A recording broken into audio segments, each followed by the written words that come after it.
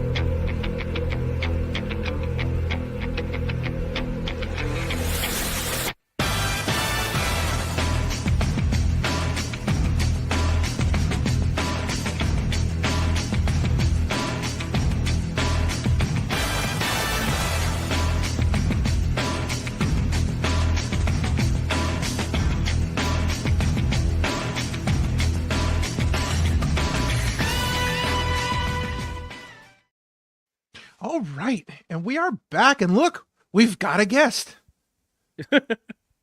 I think we may have already mentioned that Brother Bedlam is on the show today. What's going on, man? Yes, sir. What's going on? Brother Bedlam here. Yeah. Brother. How we doing? Brother. We're doing good, man. You seem to be doing good there in the corporate office. Right. Yeah, it's my office of people I've got to whoop. There you go. I like there it. you go. That's right. That's right. Yeah, I like I it. like disorganized in the ring, but on the back end, I'm very organized. Who's coming up? What belt am I taking? Where am I going? Of course. That's right. There you know. go. Not on the belt, back trophy. Ooh, yeah. You know, Aha. well, Trophy and belt. Yeah. Whatever. Or shields. Or Shields. shields. Or Hey, shield. you know. Whatever it is, gold, silver, bronze, belt, trophy. I want it all. Listen, right. Whatever's going on in the ring, the Gatekeepers are taking Royalty Wrestling by storm. That's true. That's true. You gotta get your revenge on Big Dan for bailing on you. I know. How How dare he? he needs to take you on in a 2-on-1. The past 2 episodes, I've heard you talk about Big Dan, and I get it. Yeah. Because he's a liar, a false king, Ooh. whatever. Oh, Yeah. I'm not gonna talk a lot of trash. I get it. He was Gotcha. scared. He didn't want to show up. Whatever it was, weather, whatever excuse you want to make. His but, excuse, yeah. Right. Yeah, one day he'll get his reckoning, and it's fine. I'm a patient Okay. man. I've been very patient, and one day I'll get him. Awesome. Right. Not a big deal. Not a big deal. Not at all. I mean, it's All a right. big deal. I mean, big Dan. Well, whatever. Big, yeah. Right. Oh, Of course. Get him in there. Yeah. Yeah. There you go. All right. So let's start off here. Tell us in your own words, who is Brother Bedlam? Whew. All right. Well, if you ask me, I think you'll get a different answer than if you ask the crowds that I perform in front of. Right. I am the Pied Piper, brother. I am the unsung hero. I am the good shepherd. Oh. Mhm. If you go to Royalty and you ask these fans who I am, they'll tell you, "Oh, he's this, he's that, he's a jerk, he's a bad guy." But really, I am the man trying to lead these people into the promised land. And they don't get it. Oh. That's fine. But I am. Wow. But at the end of the day, I am everyone's brother. I am Brother Bedlam. Right. I am here to guide you towards the light.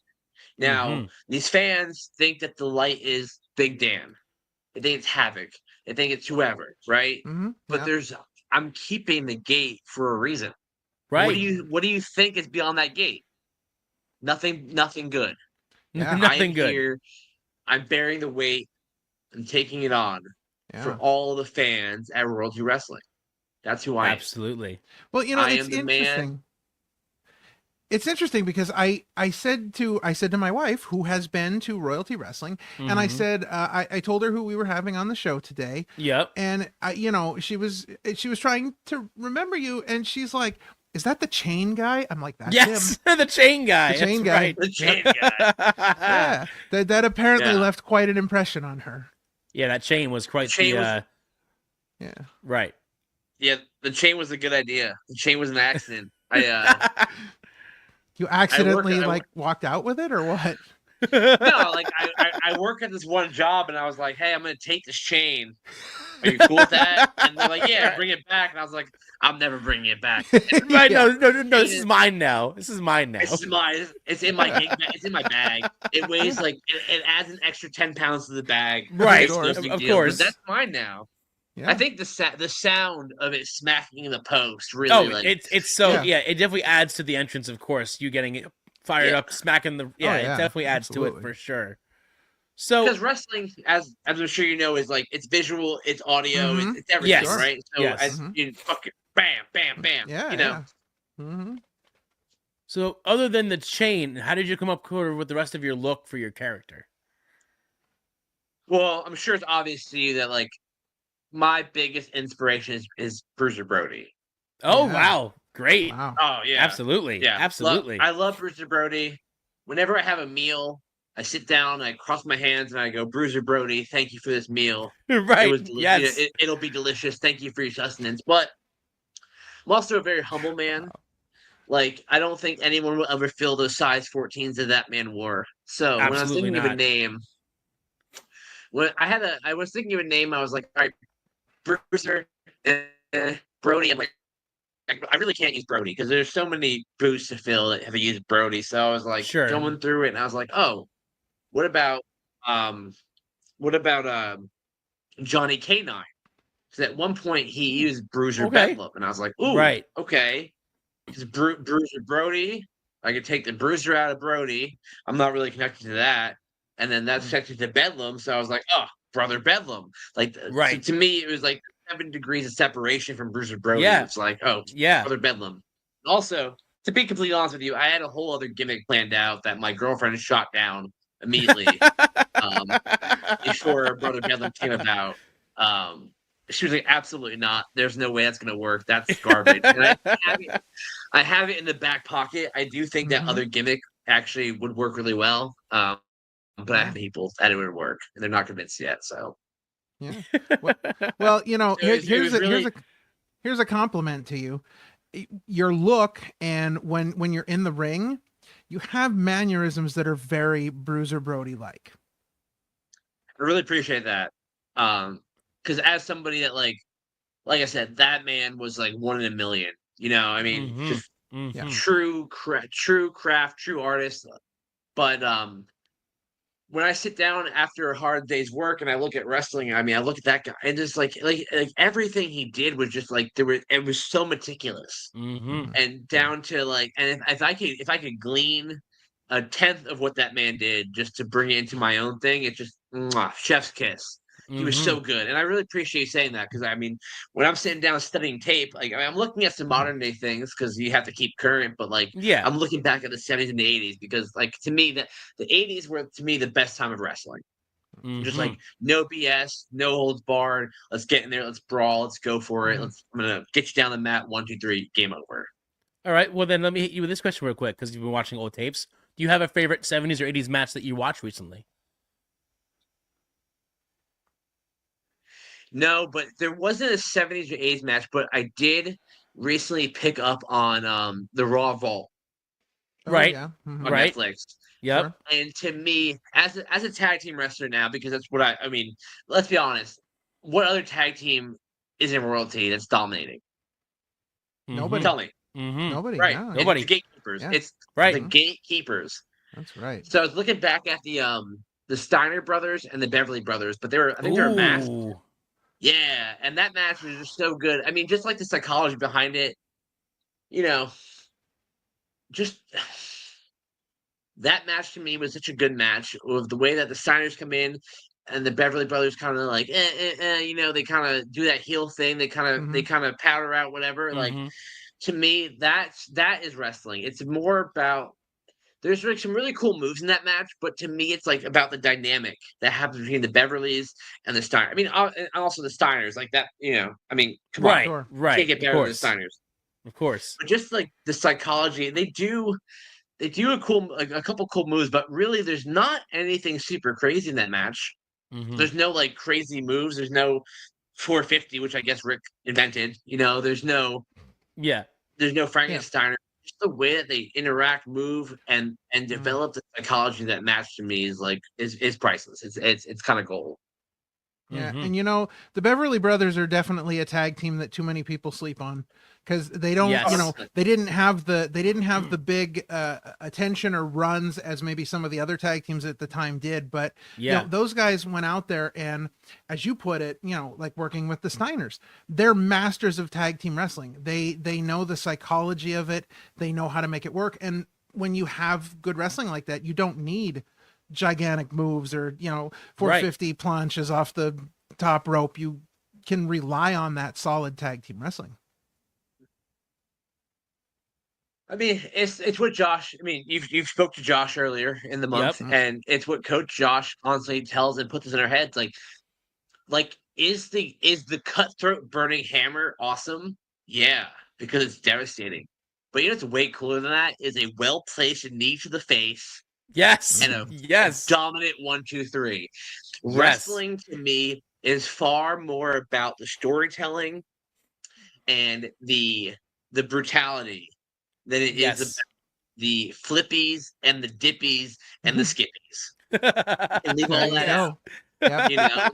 Yep, we need a sign that says no flippies, no dippies, no skippies. Yes. We're gonna bring one to the next show. You better. I'm gonna keep you on that because I'll see you in the next show. Yep.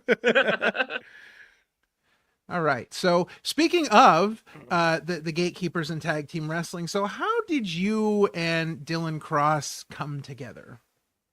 Brother. You're quite the odd couple. Here we go.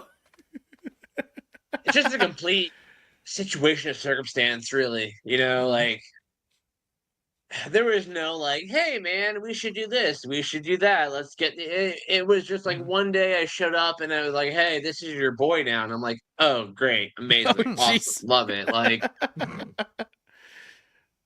you know, for what it's worth, like he's a great dude. He's talented, he's been trying really hard, but like I don't care about him. Like I mean, I don't. We've been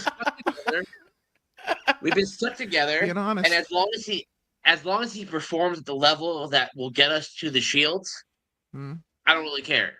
I don't listen. If tomorrow he drops, if in a month he leaves, whatever. But like, if he's gonna be the person that helps me get to the Shields or the Goblet, I don't care. Yeah. He's by my side. If he's not. Like, you know, you hear about these tag teams that like, oh, they're best friends, they're brothers, they travel. We're not those guys. You know, we're both goal orientated. Right. Yeah. And as long as we're both on that track to get to that goal, then he can stay there. The minute that he gets me off my course, though, he's done. I'm gonna get. That's it. Yeah. That's it. Cut it off. But for right now, like I said, for right now, we're both on the same path. We have the same ambition. We're both dominating the tag team division. I mean, like I said, you can't. Right. I mean, there's no other tag team in royalty like that. Who is it? The Galactic Dragons. You got Selrina, you got Kendra, and they're both great. They're both great stars. Right. Obviously, Kendra's going on to do great things, and Selrina's been shelved because she's been injured. But we destroyed them without question. Yeah. You've got two amazing upstarts. You got Davey Huber, who's amazing, right? Who's got Flippy Dippy Skippy all over him. Yep. And you've got Morningstar, who's like just a freak athlete. He's so good. And what do we do? What did we do? Dominated. We destroyed him. We killed him. Beat him. Completely clean. Completely clean. No ifs, ands, or buts. No questions. There was no foul play involved. They were destroyed. No, nothing. So, and then we have Havoc, which listen. See, he cheated. That wasn't fair. He did. It was supposed to be a tag team match. Yeah. Tag team. Right. That's what you guys prepared for. Yeah. Exactly. Mentally, I was ready for a tag team, and then it didn't end up that way. So I will give Dylan a pass because I do blame him. Sure, right, really. Of course. Well, of course. That makes sense. We all saw it. I mean, we all saw it. Right. He pushed me. I was going for a moose haul. Listen, 230 pounds of man was going to go do a moose haul and crash on Havoc and be a 1-2-3 after that. And Dylan tripped and fell, got pushed, whatever it was, and hit me to the rope, and I fell. Yep. I'm not going to hold it against him. Had it been a tag team match, I would bet dollars to donuts that the Gatekeepers would have been victorious. Yeah. Right. Yeah. I could imagine the situation where they got everybody lined up together and they said, okay, whoever wants to be Brother Bedlam's tag team partner, step forward. And the entire line, except for Dylan, took a step back because Dylan wasn't paying attention. And then he's like, what just happened? Right. Yeah. I'll give the kid some credit. He's got some gumption.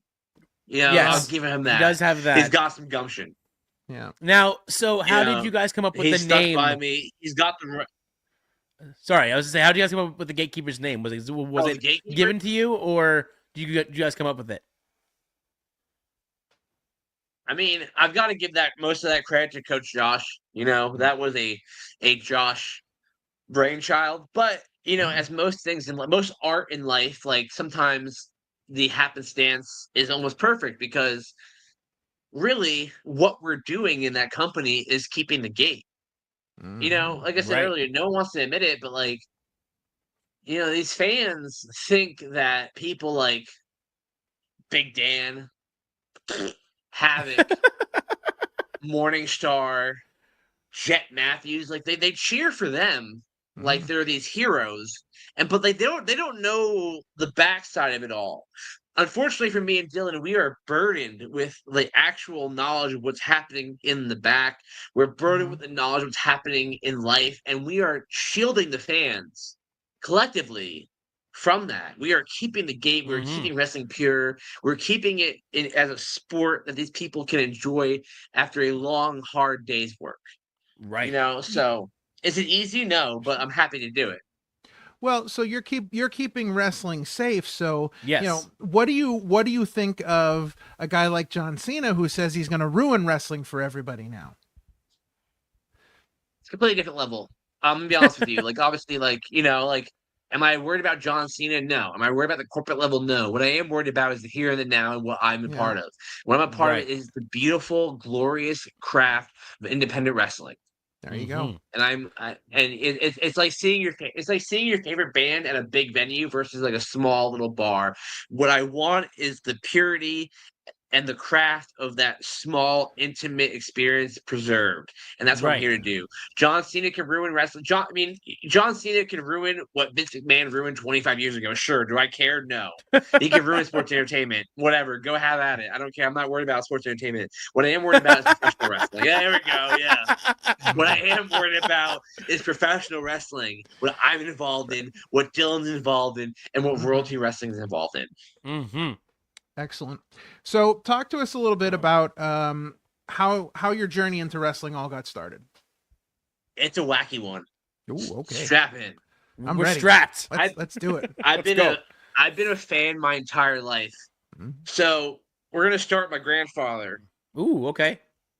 My grandfather and his brothers came to this country from Italy in like the 40s when San Martino was the champion. And I think as an immigrant family, as immigrants to this country, they really gravitated towards like a national hero. Because at that point, wrestling was super big and the champion was a national hero. So that was always ingrained in my family. Right. from a very young age. From a very young age, my uncles would throw on some of these, and they would throw in the Stunner, and they would throw in the Rock Bottom. We would just we'd mess around, and then I think I don't know how old I was, but I have a very clear memory of going to now. Was it NSW? It was National Wrestling Superstars. I think it was Johnny Falcone.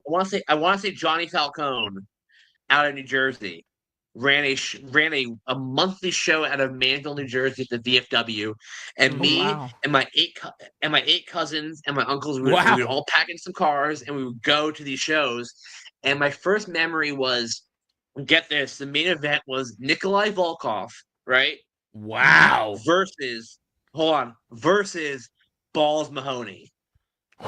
That's incredible. Yeah, that's exactly. Great. That's incredible. Wow. Can you imagine? In a VFW in Manville, New Jersey. And from that moment, it clicked. I was like, this is the best thing ever. This is incredible. This is amazing. What is this old man and this young guy with a steel chair and the smell of just the smell of hot dogs and just in the weird decrepit wooden room of a VFW. I loved every part of it.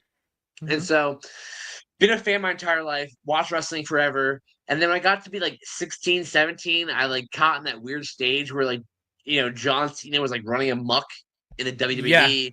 I kind of fell out of it. But even though I fell out of it, I was really in tune to shoot interviews.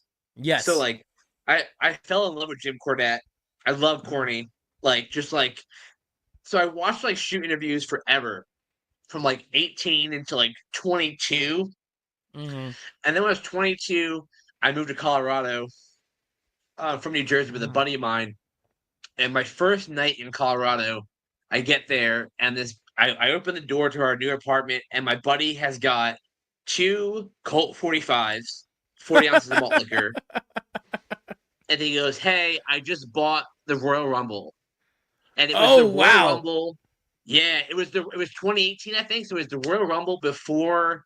It was right before AEW started launching. It was whatever that Royal Rumble was. Okay.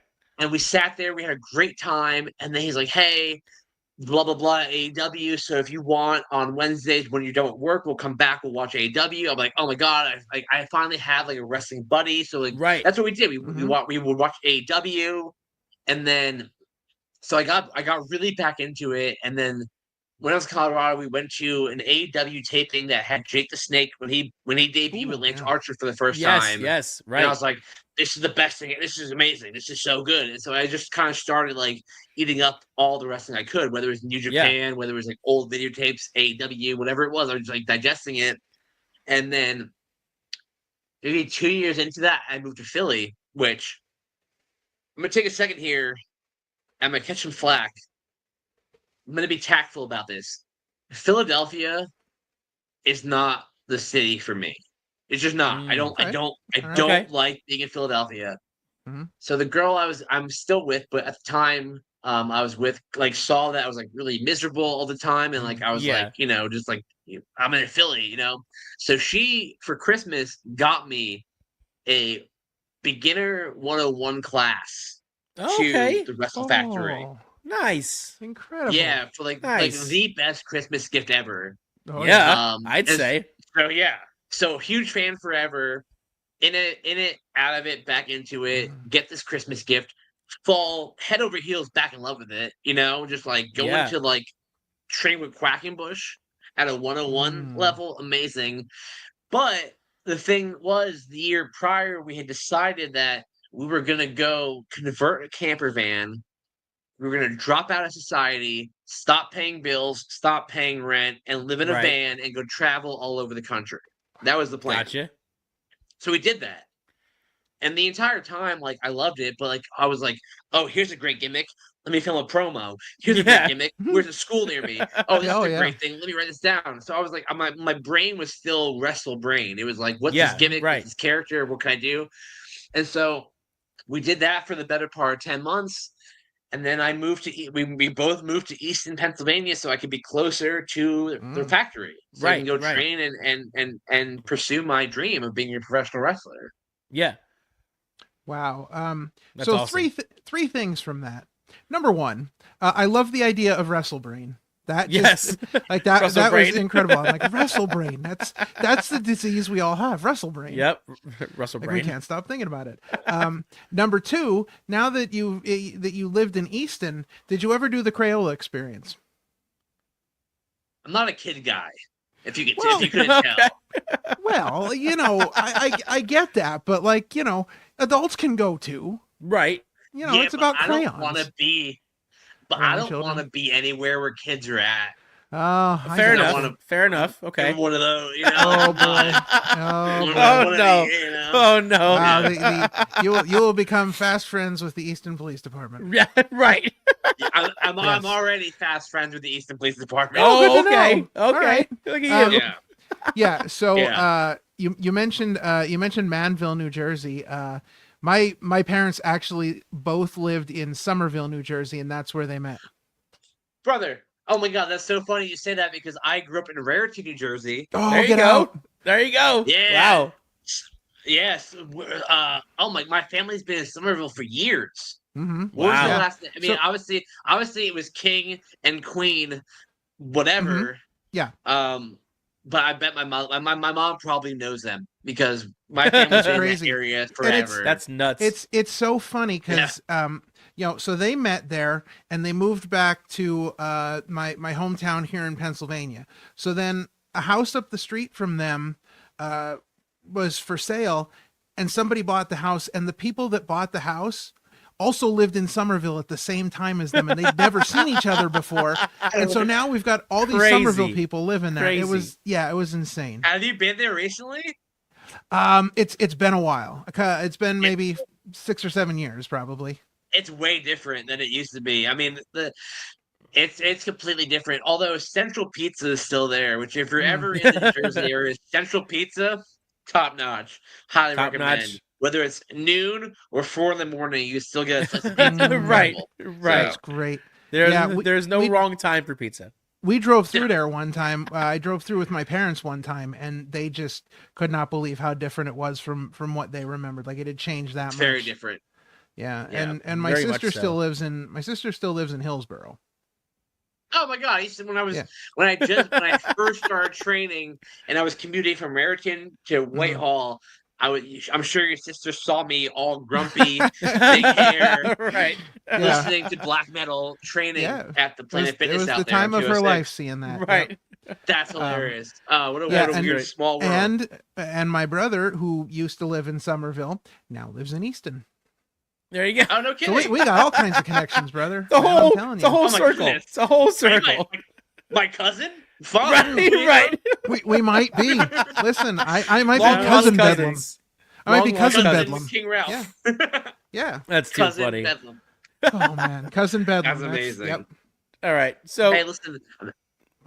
So just sticking with family member. Right. Yeah, why not? We're just family with everybody. We're like the Dudleys, except we're the Bedlams. That's why you're brother Bedlam, because you just everyone's brother somehow, somewhere. Instead of the Dudleys, we're the Bedlams. Right. But so sticking with the Wrestle Factory a little bit, talk to us about sort of your time there, training, and sort of your experience there so far. Brother, it's been absolutely incredible. Like, I mean, you've talked to Josh and Danny, so you know their acumen when it comes to wrestling. Yep. I mean, but beyond that, like, how many schools out there? I could think of one other school, but like, how many schools out there really have a promotion tied to them that they let their students like really get hands-on training? Right. Yeah. I mean, part of the reason why, when we were doing the band thing, and I was like, hey, like, can we move back to Pennsylvania? I want to do this, and my girlfriend's like, Pennsylvania. Like, what about Virginia? And I was like, right. I can go to class Sunday, Monday, Tuesday, Wednesday, Thursday, and have a show on Saturday.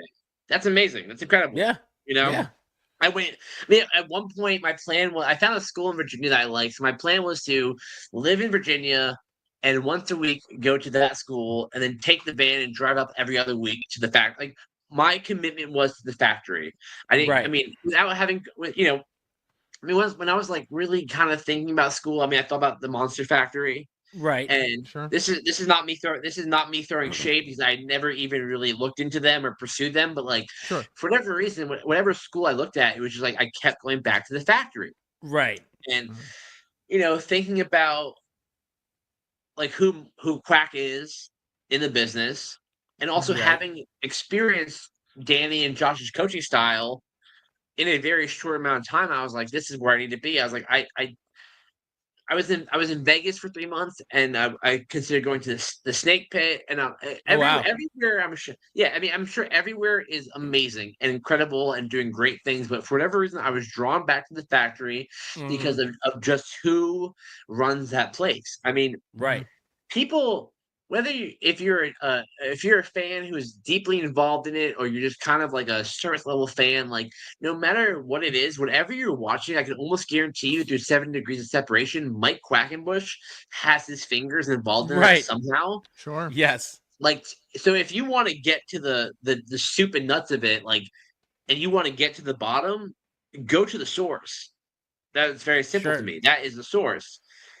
And just the diversity. When I started there, Sunday was one match club, which was, hey, we're gonna have one match in 10 weeks, and we're gonna get you to it. Okay, so that's awesome. That's a super crazy class. Monday was Danny and Josh, amazing. Pick their brains. Tuesday's a Mike Quackenbush class, also amazing. Pick his brain. Wednesday we're back to Josh and Danny, and then Thursday was person workout. So you got this full gamut of training from all kinds of ends, and just culminated to me in a really amazing, well-rounded experience. Not to mention that, like, I mean, as a professional wrestler who's training, who else do I want to be surrounded by other than Dirty Love? Right. Kendrick Hyde, Jet Matthews, Crash Maverick, Dave Malik, the Morning Star, Danny Huber, Dylan Cross. Like, I just think that we have something that's super unique about our particular class of people, that you could look at any one of the students there right now and go, they're doing this incredibly, they're doing that amazing, and just to be surrounded by that kind of, like, that body of work it's amazing. It's incredible. I just couldn't ask for anything better. So but a funny story about that is, sorry. Go ahead. No, go ahead. Funny story. Let's do it. Yeah, my first day of training in 101, when my girlfriend got me the class, I didn't realize that they had moved from Philly to Coplay. Right. Oh, no. Oh, no. Did you drive to Philly? I showed up, brother. I showed up to the Philly warehouse. Fucking 2x4s on the door, lights off, and I was like, wow, there's the business. This dude took my money and ran. That's it. That's business, you know? Oh, that's and then, no. Yeah. And then very quickly I realized that they had moved, and I was like, oh, God. I gotta try. Oh, no. But at that point, having been such a weird Jim Cornette mark and thinking that the business was still so old school, I was like, he's going to kick me out. There's no way. Like, I'm done. Like, I'm done training. Like, before I even start, I'm done. I'm going to show up there late. He's not going to care. He's going to stretch me, and then he's going to tell me to get out, and I'm never going to come back ever again. Right. And I was terrified. You know, I literally did not stop to pee on the way there because I was so terrified that I had to get to this class on time. Sure. So, yeah. Well, the interesting thing about the Wrestle Factory, so back in the day when, you know, Chikara was still around and the Wrestle Factory was, you know, there in Philly and whatnot, you could always tell that, like, Chikara was a better show than other companies because of the talent they put out of the Wrestle Factory. And the Wrestle Factory is still continuing that to this day. Cause I got to tell you, man, I talked with Josh about this. Chivalry is Dead was a banger of a show. Like, from incredible start to end, everybody was really, really good. And that's a testament to the training at the Wrestle Factory. 100%. Yeah. 100%. I mean, to be at the ground level of royalty and then to look back on Chivalry is Dead, it makes me immensely proud. Like, to have defeated a certain no-name persona not showing up, right? To get over that. To combat the weather, you know? Oh, yes. And to still draw. I mean, how many indie shows have you been to where there's 30 people? There's 15 people, there's 50, whatever it is, and to draw that crowd, and not only draw that crowd, but if you recall, like, that crowd was hot from start to finish. The whole show, they were hot the entire time. Oh yeah. Now, I mean, as a performer, like, you know, I've been kind of slated recently. I mean, in the past 3 shows, I've been on first or second match, and like to me, that's super fun because like I get to set the pace. Like, right. Like the rest of y'all better live up to me coming out to some really awesome heavy metal Absolutely. and snapping chains and laying the beat down on. You know, I mean, so it's. I'm glad that I get the opportunity to set that pace, and I'm glad that I was able. I'll give Dylan credit. I don't want to, but I will. But for me and Dylan to come out there, I think on Chivalry's Dead, and like I said, not be ready for a handicap match because that was not what we were talking about. That was not what's in the contract. That was not what we were paid for. Absolutely not. And still kill it. I think is not only a testament to the gatekeepers, but it truly is to then keep that energy going for the full 2 hours. It is a testament to the entire royalty roster. Absolutely. And from talent to booking to production to promoter to what it really was. I mean, it's the first time where I really looked at myself in the mirror and went, you are truly a part of independent wrestling in the best way possible. Indeed. And I don't think anyone absolutely. And I don't think anyone can refute that. I mean, you other promotions canceling their shows because of a little bit of sleet and rain, and we said no, we are here through fair weather and bad weather, through thick and thin. We are here for the fans, and we put on an amazing show. And I don't think any person that left that show felt like it was not worth the money they spent, the time they spent to get to that place, to that venue. Right. Absolutely. Now, speaking about royalty wrestling, what are your thoughts about the whole medieval vibe of it all, and how you guys have really something special here with this different vibe that you guys are putting out? I will go on record as saying that I was not a proponent of it when Danny and Josh proposed it. Okay. I wasn't. Like I said, my background is like I'm really into like the old school wrestling, brawler, drop kick, knee drop, clothesline. But what I've noticed is that wrestling, for as small of a market as wrestling can be, it is so congested. With just so many markets, there's so many promotions, there's so many wrestlers, there's so many this, there's so many that it is super important, I think, as Danny and Josh obviously know from their years and years spent in the business, to market yourself as something different. And I love it. Like I think it's super cool, like, to offer the fans something that is beyond just wrestling, whether it is like the Mighty Maneuver at Royalty, or we're going to have masks available at Masquerade Ball. Like, to offer the fans something different is incredible. And also, like, we all know that the Lehigh Valley and also Pennsylvania as a whole is just rife for wrestling. What's going to make you go to one show over the other is because royalty wrestling is the coolest time you'll ever have as a wrestling fan or a non-wrestling fan, period.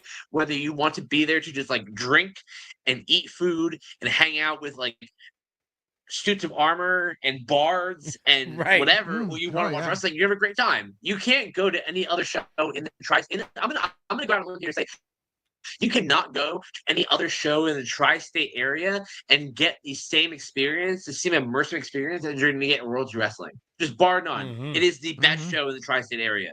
For that fact, it's different, and it offers something to every level of fan. And that's super important to me. I don't know. I mean, they definitely hit that venue, the Forest Lodge, is also just like, as soon as you walk in, it's like you're walking into a whole different world. It's I'm not a Pennsylvania native, but I know the history of that building, and that building is iconic for wrestling. And you're right, it's a whole different world. Like, just the way they have like the suit of armor, right? The ring announcer, all the capture the flag match, which is like, I mean, listen, it was such a good match. Oh my god! I mean, that was a historical moment in wrestling. It really was. Tell me that any other promotion had a capture the flag match. And then listen, I don't want to give out too much. I don't want to give too many flowers out, but Castle Rolfenstein is the top heel in the top promotion for medieval wrestling for a reason. Right. And people love it. People love medieval times. They just like, we at a certain point, wrestling needs to it it is the thing that draws you out of your daily humdrum life. Sure. And if we can pull those fans even deeper and deeper and deeper into a world of our own and let them forget for 2 hours what's going on outside of the VFW Forest Lodge, then I think we've done our job. And I think Royalty so far has done that, and I think it's incredible. And I'm very proud and grateful to be a part of it. That's awesome. All right, so let's take things back to your early years when a tiny brother Bedlam was enjoying the world of professional wrestling. What? And this, Sean loves this question. I hate this question because it always, like, I'm always the oldest guy in the room, and especially when I hear the answers. But what is your earliest memory of professional wrestling? Oh, Balls Mahoney versus Nikolai Volkov by far. Oh, that was it. Yeah. See that. Online.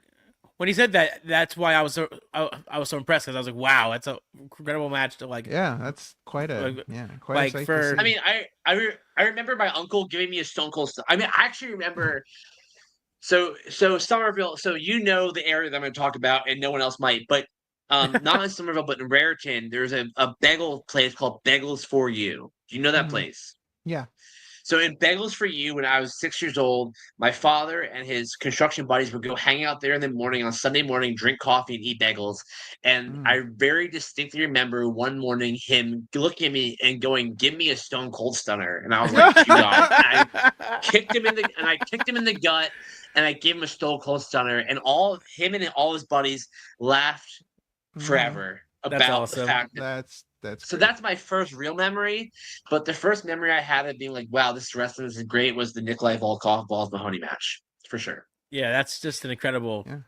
That's just awesome. Crazy. Yeah. But now, dude, what a weird match. I know, right? I mean, who would have ever thought? What a different clashing of styles too. Yeah, no kidding. I did not have that on my bingo card. No, you definitely did not have that. What's up, dude? Yeah, that dude. All right. All right. So let's talk about, some of your favorites growing up. Who did you really enjoy watching? So I'll say off the bat, I mean, I was a child in the 90s, so Stone Cold for sure. Right. Like me and my cousin would get into like actual fist fights because he was more of a rock fan. Oh, right. And I was a Stone Cold fan. So like in the early 2000s, like that was big. Like that was the feud, and we were getting to brawls. Yeah. So Stone Cold Steve Austin for sure. And I will say, John Reckner, Balls Mahoney, I do not think gets the credit that he deserves. Because he got saddled with that albatross of hardcore ECW, but that man was so dedicated to the sport and was actually just like an amazing talent. Yeah. Obviously, I've never worked with him. I've never really met him, but like the stories that I've heard and what I've seen of him, like that dude was all about wrestling. So I gotta give props to Balls Mahoney. Also, a Jersey boy. No matter how far I go from Jersey, I will always have a heart in Jersey. So I can't, Sure. Bruiser Brody, I will always give flowers to. There is no Brother Bedlam without Bruiser Brody. And then. Jeez, who else? Not to drop another Brody, but I mean, like Brody Lee. Harper, whether it was Luke Harper or Brody Lee is a phenomenal talent. Dean Malenko.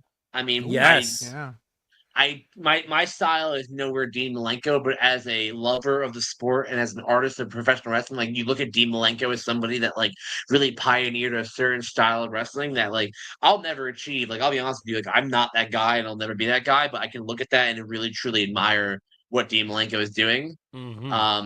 As far as right now, I think people that I really like are Trent Seven.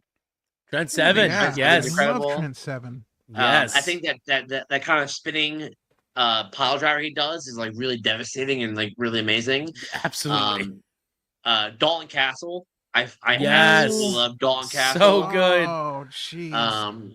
Yeah, I look at him a lot.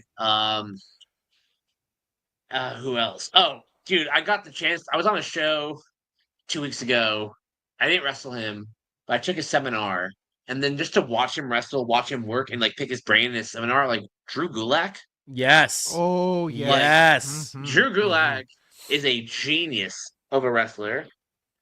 Trying to think who else. As far as people that I look at, like, I mean, I'm sure we all look at him, but like as a heel specifically, like the way that Jake the Snake, yes, not even work, but just like cut promos. Like there are so many people out there that are gonna yell at you, like I'm gonna kick your butt, I'm gonna destroy you, right? And just yelling it loud. And Jake the Snake could literally whisper what he wanted to say to you. And it was menacing, and it was terrifying, and it was scary as hell. Dirty and evil. Yeah. I mean, so there's, that's a whole gamut there. Seriously, yeah. And that's a great reminder for everyone. Drew Gulak was just announced for Royalty Wrestling's Masquerade Brawl April 5th. So make sure you get out and see Drew. So you talked a little bit about Balls Mahoney. Now I met Balls Mahoney one time. Some friends of mine and I used to go see Pro Wrestling Syndicate in Rahway, New Jersey, all the time. Rahway, Jersey. Yeah, we used to drive to Jersey for that. And we showed up one time, and right after intermission, they had this gigantic battle royal, and he was completely unannounced. But like the third participant in the match was Balls Mahoney. Like he came out of nowhere. Nobody knew he was going to be there. So we waited around after the show to meet him because we were all super excited to meet him. Here it turns out he lived 1 block away from the venue, and like he heard there was a wrestling show, so he was like, "Yo, I'm gonna go see if I can be on this wrestling show." That's awesome. He brought his kids with him, and like after the show, he's like hanging out with his kids and stuff. He was the nicest guy. Like seriously, that's awesome, was unbelievable. If you ask Josh and Danny about him, they ran a show where they paid him too much, and he came back and gave Josh Danny back the money that they overpaid him. But then he took Danny's boots, put them on, and did a cannonball in the pool in the high school where they had a show. That's incredible. That's a story I'm going to want to hear. I'm going to get that firsthand. Yeah. Oh, I love that. Yeah. Oh, man. Oh, that's awesome. Yeah. Good All right. Stuff. So for you, Brother Bedlam, and maybe the Gatekeepers, but I'll keep with you. What are some goals that you have for the year 2025, whether it be personal or for Royalty Wrestling? Dude, just conquering the tag team division in Royalty. Yeah. We've heard a lot about the Goblet and the Holy Grail. The Holy Grail. I don't want to call it the Goblet. The Holy. We've heard a lot about the Holy Grail. The Goblet. It's more than that. And we've heard a lot about the Holy Grail. Just don't touch it. No, the Holy Grail. And we've heard a lot about that. And that's incredible. And I do think that like anybody out there in the singles division should be championing for that and trying to go after that. Mm-hmm. But we've also heard rumblings of some shields, maybe some tag team shields. Yeah. Mm-hmm. Yep. And so these are all great prizes. And I'm greedy and I'm selfish and I want those prizes. Right. But like I said earlier when we started, my only goal is to listen. I am the good shepherd. And I will not spite my flock for steering the wrong way. My goal is to get these people back on track and to have them see the light and have them have their hearts and their minds on track to be a part of the good and the light that I bring. Now, if on that journey I get to the Holy Grail, or if on that journey I get to the tag team shields, amazing. But I am after something much bigger than superficial prizes. Yeah. Right. I want to save the fans of Royalty Wrestling from the darkness that they're being surrounded by right now. Wow. I just got goosebumps. That's like wow. Oh man. Incredible. Yeah. Awesome. All right. Well, that is going to bring us to Sean's favorite moment. Yeah. The final question of the interview. Sean, why don't you take it away? I know you've been following along with most of the episodes, so you probably know that this is coming. And maybe you've had time to think about this. Maybe you haven't. But for you, Brother Bedlam, what does pro wrestling mean to you? And what is the significance that it has had on your life? Pro wrestling to me is the most amazing, wonderful, weird, oddball art form that is so truly vaudevillian in a time where we were so digitally driven that it reminds me what being a human is about and what being connected to every single person is about. It is magic without the charade. It is art without the pretentiousness. It is the human experience. Not pretentious. It is the human experience wrapped up in one. If I could, if I could capsulate what pro wrestling is in a cologne and sell it, I would, because there is nothing like, to me, there's nothing like being in a VFW, a Moose Lodge, an Oddfellows Lodge, and having the sights, smells, and sounds of professional wrestling surround you. In that experience, it is, oh, dude, it is everything that I've ever wanted in entertainment, in art, in love, in hatred, all encapsulated into one. It is just truly like to go watch two grown men, three grown men, a grown man and a grown woman, this and that, duke it out for your entertainment, for the glory, for the righteousness, for the belt, for everything. It is just like truly, it is the purest form of entertainment.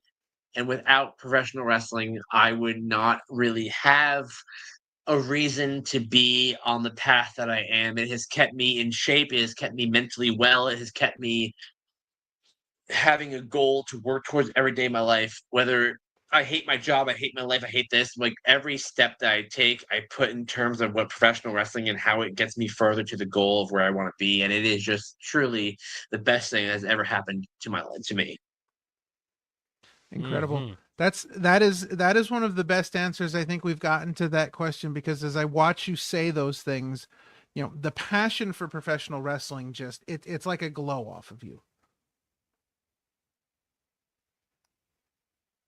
So there you have it. It is the greatest gift that I could ever receive. And I am truly honored and blessed to be able to participate in something that I do not think I will ever be good enough to participate in. Mm-hmm. Amazing. Well, with that in mind, yeah, that's going to take us to another love of yours as we put our main event top 5 list. Let's go. And Sean, tell us once again what we're going to be discussing here. Again, we're excited for this one because again, it's another non-wrestling related top 5. Yes. So we're doing top 5 national parks. We're going to learn some knowledge today, boy. And learn some knowledge. There's a bunch of them out there. There's so many of them out there, and a lot of them suck. Mm-hmm. Okay. So you're going to tell us the ones that don't suck. Take. Yeah. The ones that don't suck. All right. I'm gonna start with, like, because I mean, I'm in Pennsylvania, and if you've noticed, the East Coast does not have a whole lot of national parks. Like, there are a lot of the Midwest and out West. But what I will tell you is that there is one that is about 8 hours away. Should I start with that one? No, I'll start number 5. Number 5 to me, actually. Sorry, rewind. Number 5 is a complete sleeper. Mm-hmm. No one will ever think that this is a good one to go to. But I'm gonna tell you right now, in Indiana, believe it or not, in Indiana, there's a national park called the Indiana Sand Dunes, and it is on the shore of Lake Michigan in Indiana. It is completely free. You don't have to pay to get in there because it's Indiana and no one wants to go there. But the Indiana Dunes have some really, really amazing beachfronts that you can swim in for free. Some really great hikes in the wetlands that you can get into. And there's also a hike there on the main dune that the park rangers will not come and get you if you cannot complete the hike. And the hike is very short, but it is 500 feet down the sand dune and then 500 feet back up, which doesn't sound like a lot when you're going down the sand dune. But if you ever try to climb back up a sand dune, it is nearly impossible, and you will want the assistance of park rangers that will not come and help you. So that's crazy. Crazy. Yeah, that's number 5. Now here we go. It's funny that you start off with that one, because here's another connection.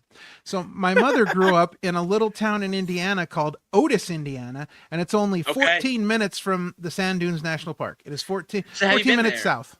I have not been there. You gotta go, brother. We're gonna listen. I've not been to Indiana in a while, but the town that she lived in, the government was going to come in and take it and make it a national park, because it is like all forested area, and the city fought it and got lawyers and got them to stop taking all their houses and things. But yeah, no, that's definitely something that I'm gonna have to check out now. You gotta go. Number 4, this is gonna be kind of like an obvious one. But from my time in Denver, Colorado, like Rocky Mountain National Park is right. I mean, top notch. Like, there's a couple of them out west that, like, Yellowstone and Glacier, but like, there is something really particularly beautiful about the Rocky Mountains that I do not think is. If you've never been, it is just, there is a purity and a goodness and a wholesomeness and a oneness with the universe that the Rocky Mountains encapsulates that you have to go check out once in your life. I don't care, like, if you're on your deathbed and you're like, I have one more wish, and it's either to right. talk. So if your dying wish is to either A, talk to Parmesan and King Ralph, go for that. Like, I definitely put that above Rocky Mountain National Park. Yeah, but if that is not your dying wish, then go to Rocky Mountain National Park. Highly recommend. Camp out there, hike out there. What's the rating on the show? Is the PG show? What is this? It's so tell your stories. So we can do this because we can always preface it with, we spoke to Danny Cage from the Monster Factory on this show, and about 10 minutes into the show, he said, "Can I curse?" We just said yes, and then sparks went off. So, yes, but don't make it every other word. Don't be Danny Cage. Be Danny Rowe. If you could eat mushrooms in the Rocky Mountain National Park, I highly recommend it. That's all right. Okay, gotcha. Okay. Otherworldly experience. You were surrounded by the goodness of the world in that place. Oh wow. Okay. Gotcha. The last 3 I want to talk about are really accessible if you're in the Lehigh Valley or Pennsylvania in general. Okay. Ralph, take notes. I'm on it. Yes. The first one I went to for my 28th birthday is Shenandoah National Park. Okay. Right. Highly recommend. Okay. There, John Denver says it's great, so it obviously is great. Wow, that's yeah. High praise. But I remember being there, driving down. I remember, like, we couldn't find a campsite in the park, so we paid some dude named Boone to let us camp in his backyard. I have no idea if it was like a legitimate campsite. Thanks, Boone. But I remember, thanks, Boone. If you're still out there, I appreciate that. And I remember we did like a lot of like car camping because we had the van, we had like whatever, so we would camp in the car. And I remember, like, it was just so disgustingly hot, and there were just so many bugs eating every part of my body that we woke up at 4 a.m. We went to Sheetz, we got coffee and the breakfast sandwiches, and then drove into the park. So, little known fact, if you get to the park before sunrise, they're completely free. There's nobody there. Okay. There's any national park, there's nobody there to like collect money for entrance. So they're completely free. So you can go in super early. And we got there at 4 a.m. and we drove to the highest mountaintop in Shenandoah, and we just like ate breakfast sandwiches and drank coffee as the sun rose over the Shenandoah Valley. That's incredible. That's incredible. That is exactly how I can sell it to my wife too, because there you go. So we go to Ocean City, Maryland, usually every year for our anniversary, and she always she sets alarms to get up early in the morning so we can go out on the beach and watch the sunrise, because that's like her thing. So I can absolutely sell that to her. Sell it. And what I will say is if you've watched me wrestle, there's clearly a lot of hate in my heart. I don't really care about anyone else's well-being other than myself, my paycheck, and mine. As long as those are all okay, I'm happy. But for a single moment there, Brother Bedlam was a human and watched the sunrise over the Shenandoah Valley and was just blown away. And I was super happy to be alive and be in this world watching that happen. And also, I think your wife will really enjoy it. So I definitely recommend it. I think so too. Awesome. There you go. Very cool. Number 2 is a close cousin to Virginia. It's actually the New River Gorge in West Virginia. Okay. It is the newest national park. I think it was decreed in 1972, I want to say. Wow. And it was the very first destination of my lovely girlfriend and I after we had built the van. And we decided that we were going to live a nomadic life in a van that lasted the better part of a year. We went to New River Gorge, and everything about it's beautiful. West Virginia is an absolutely amazing state, and everyone gives it a bad rap for being full of just the rust belts and no jobs and just completely lunatic people. But it is amazing. New River Gorge is beautiful, amazing lush river, great campsites, great forest, great hiking. And then if you are willing to drive an hour outside to Somerville, West Virginia, you can actually go to the Mothman Museum, which is amazing because I do love cryptids. And I do love seeing cryptids are awesome. So you can go to that museum as well. Amazing national park. I also think it's, if I remember correctly, free entry as well because it's like not super well traveled, so you can get in there for free. Right. Which is awesome. We love a freebie. So of course. Yeah. And then my number one national park is only a mere 7 hours away. A mere 7 hours. Mere 7 hours in the great state of Maine, Acadia National Park. Okay. It is absolutely gorgeous. It is slept on. Forget Glacier, forget Rocky Mountain, forget Yellowstone. Acadia National Park is the place to be. It is incredible. It is amazing. Go there in October. Go there in September. Deal with the cold. Get a jacket. Enjoy the fall colors. Go to Bar Harbor. Eat the blueberry pancakes at Pancake Johnny's. Get the lobster rolls. It's incredible. It's a full-on experience. I highly recommend it. It is, I don't care where you are in the country, Acadia, Maine is something special and should be treasured and protected forever. Awesome. That's how I feel about it. So let me ask you, were you a fan of national parks before you did the whole van thing, or did that become a thing during your travels? The van was definitely a means to an ends. Where I was living in Colorado at the time and we went to Rocky Mountain National Park. And I was like, I want to collect them all. I'm like totally in my heart. I'm a completionist, and like, so my goal for I'm gonna turn 30 this year. Don't tell anybody. It's weird for me. it's a secret. Right. But my goal for 35 is to through hike the Appalachian Trail. Oh wow, that's incredible. Yes. Yeah. Yes. And so I've always loved nature. I've always loved traveling. So once we went to the Rocky Mountain National Park, like, and I started thinking about national parks. Like the goal for me for the van was to go check out all the national parks. Yeah. I think to date, we've been to 26. Wow, that's incredible. That's impressive. Yeah. And so yeah, being dirty and gross and smelly and having to shower at Planet Fitnesses and piss in a jar in a van is a kind of bummer. But getting to see 20 national parks is pretty freaking awesome. So I was gonna say, it's pretty sweet. You just sold living in a van with 3 descriptions right there. Like right, yeah. We have people now that are crusty.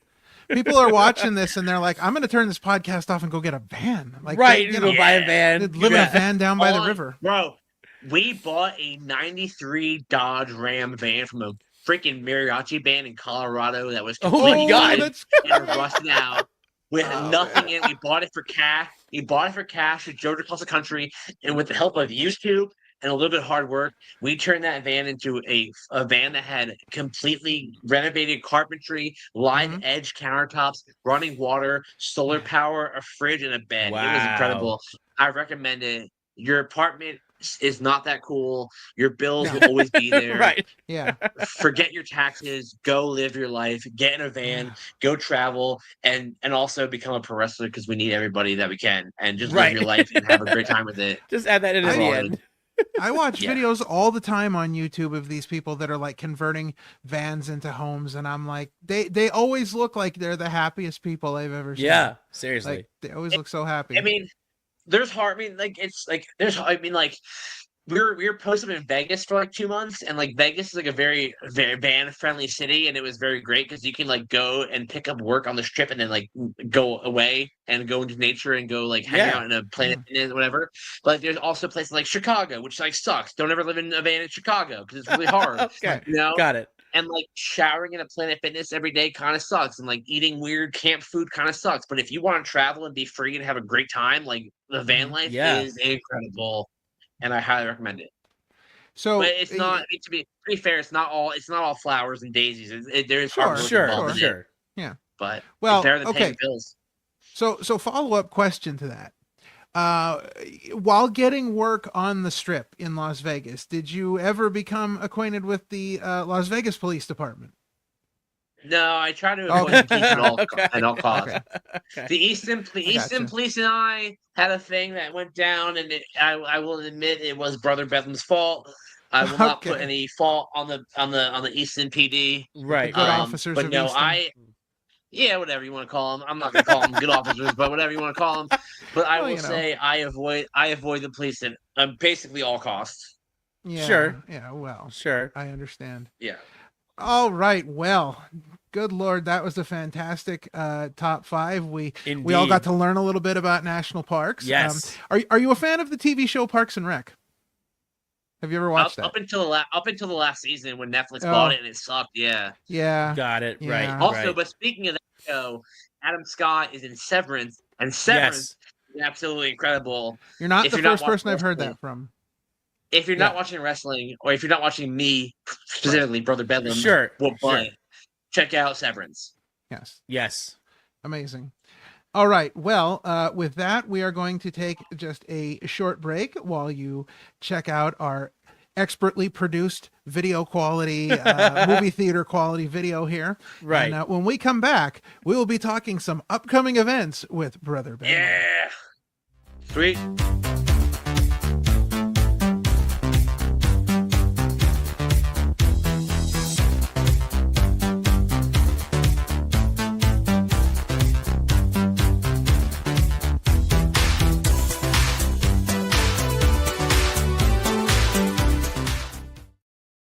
All right. So make sure you check out last week's episode with Danny Rowe, who we have talked about quite a bit on this episode as one of the trainers of the Wrestle Factory. We had a great interview with him. Very, very fun. Got a lot of great opinions about professional wrestling. Just a good time. So check that out. Yes. And be sure to come back next week, episode 98, where we're talking to one half of the Monster Factory Pro Wrestling Tag Team Champions. Yes. Kid Chaos of Controlled Chaos.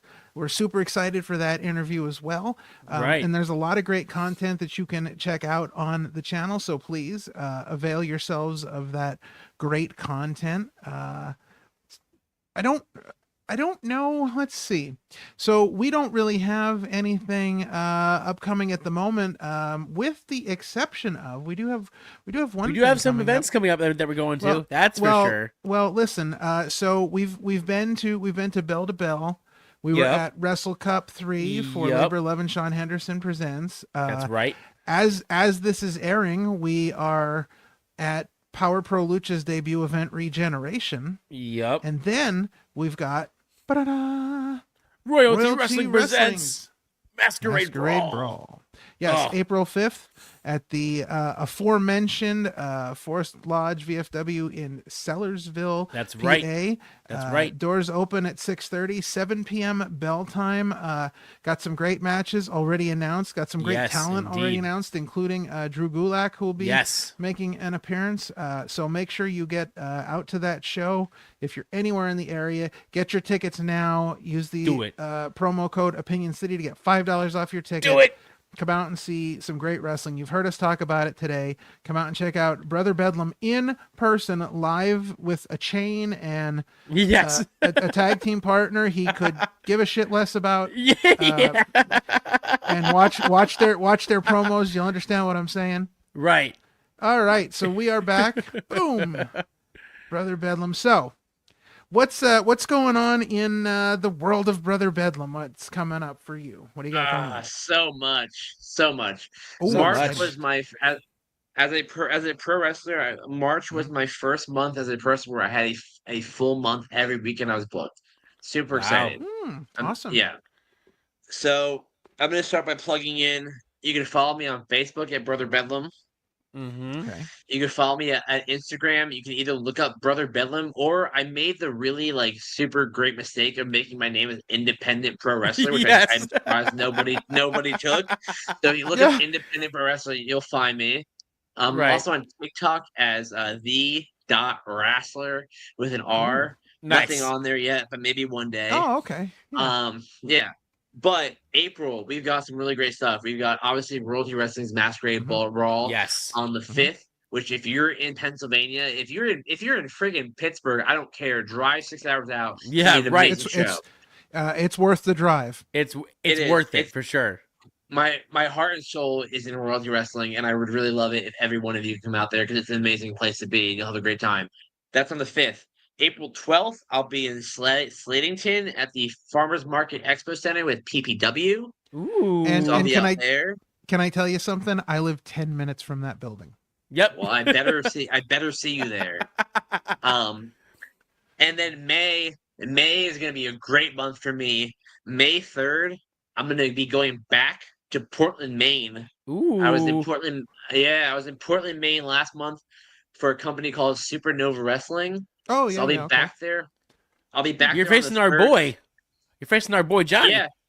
Yeah, taking on your piece of garbage, Johnny Pierce, the cold hard truth. The cold truth is this. The cold hard truth is you got no competition in Maine. You got no one in Maine that's really going to be able to take you on. But this guy from Eastern Pennsylvania is coming up there to take the belt back to Pennsylvania. I don't want to hear it. Johnny Pierce, I'm coming after you. I'm taking that belt. All right. So if you want to see. Yeah, if you want to see me take that man on, that giant man, you come out to Portland, Maine. You can see me there on Saturday, and then on Sunday you can see me eating lobster rolls down by the pier. Good call. May 10th, I'll be back at the Expo Center for PPW. Love that company. Paul Bowe, really appreciate you. Paul Bowe gave me a shot. Paul Bowe's a great guy. Yeah. Paul Bowe's really cool. Paul Bowe gave me a shot when he did not have to, and nobody was. So all my love goes up to Paul Bowe. He's the man. I love everybody at PPW. I appreciate y'all. You're the best. That's the 10th. The 17th of May, I don't know if I'm allowed to talk about it really, but there's a really cool event happening in the Lehigh Valley area where a current WWE superstar went to high school. And there'll be I know the event. Well, listen, LVAC High School Hangout. They've announced it. So yes, High School Hangout. LVAC, so baby. You can talk about it. Yeah. Bethlehem, PA. So I'll be there on the 17th, which is Freedom High School in Bethlehem. Yeah. As a wrestling fan that has watched LVAC for years, I am stunned, amazed, and super just humbled to be there on the 17th. Right. I'm so happy you're going to be there. Dude, as far as I know, too, I'll be there with some other Wrestle Factory. That's awesome. Yes, love it. I'm so excited. Love it. We love LVAC. So, yeah, me too. Chris Reject is such a great guy. He's amazing. Dude, I got to work crew for Steel Stacks 3, and what a pleasure that was. Nice. Yeah. Such a great show. Great show. Great company, great people. Yeah. So I don't really know what I'm doing there yet, but you should be able to see me there on the 17th. Over the moon for that one. The 24th is going to be maybe a weekend off. I don't know. I've got people that I got in my life that I love and I got to take care. Maybe. Yeah. And then on the 31st, you will see me in another tag team match. Not with Dylan Cross, but with another wrestler. Fighting for Danny Danger's faction, SAD, Stressed and Depressed, in Ridgefield Park, New Jersey, for Pro Wrestling Magic. So, nice. So first and foremost, come out and see me at Royalty Wrestling. It is the best bang for your buck as far as wrestling shows in the Lehigh Valley area. But if you like what I'm doing, if you really believe in the fact that I am the light bearer amongst all these false prophets, then come see me the rest of April, the rest of May. And also, if you're a promoter in the tri-state area that needs somebody to fill in a spot, let me know. I travel. I'm passported. I don't really care what we're doing as long as I get the chance to beat up some dudes. or some women, or some kids, or your grandmother. I don't really care. This is what I do for a living, so book me and I'll come BS people for you.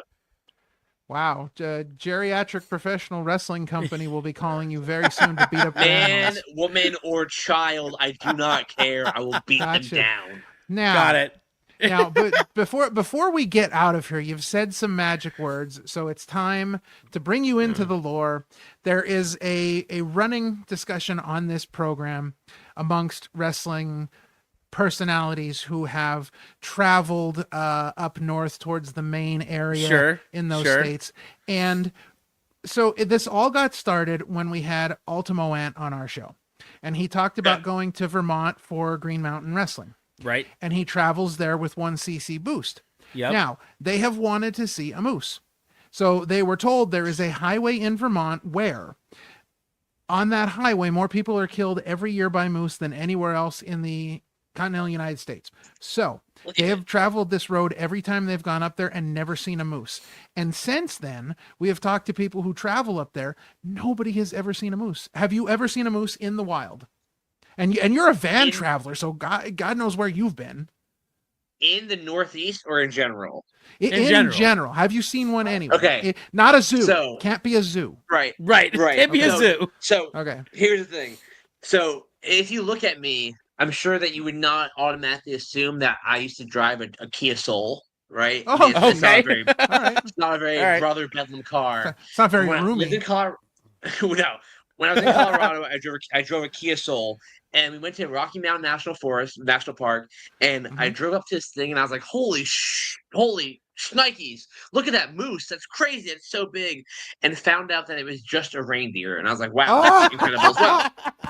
But, so close. Yes. But a year later, I drove to a campground in Georgetown, Colorado, and we drove around the bend, and dude, I nearly shit my pants because we turned the corner, and what did I see? A giant bull moose, like a 25-point bull moose. And brother, when I kid you not, these things are scarier than bears, mountain lions. They are so freaking massive. And in my little tiny Kia Soul, I put the car in park and I sat there for 25 minutes while this moose had its lunch, ate leaves, ate grass. Because I kid you not, if it wanted to, it would have flipped my car down the mountain. Dude, these things are so freaking big, and they are so scary and so full of muscle. There is nothing you can do.